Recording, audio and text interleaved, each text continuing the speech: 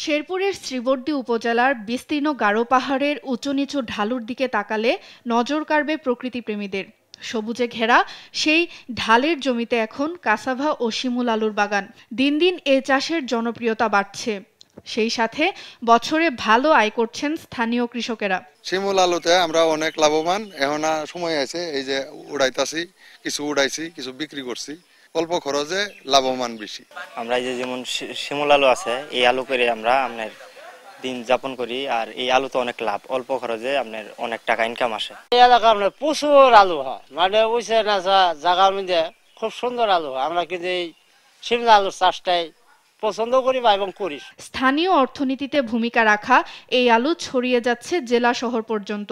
ফলে গড়ে উঠছে নতুন বাজার, তৈরি হচ্ছে কর্মসংস্থান। তবে কৃষকরা বলছেন, কৃষি অফিস থেকে প্রয়োজনীয় সার, কীটনাশক ও চারা সরবরাহ বৃদ্ধি করলে আরও বাড়বে এই চাষ।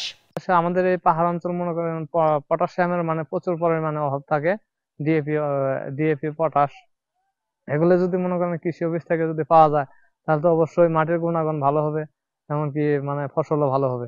চাষ বৃদ্ধি অব্যাহত রাখতে এবং সমতলে চাষ ছড়িয়ে দিতে নিয়মিত পরামর্শ ও কৃষি সহায়তা প্রদানের কথা জানান কৃষি কর্মকর্তা।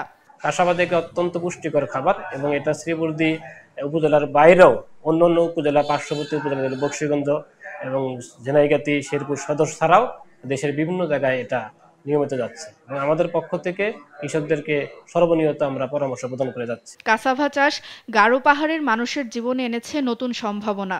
এই চাষ বৃদ্ধিতে নিয়মিত কৃষি বিভাগের নজরদারি অব্যাহত থাকবে, এমনটাই প্রত্যাশা স্থানীয়দের। সুপ্রিয়া তৃষা, নিউজ ডেস্ক, দেশ টিভি।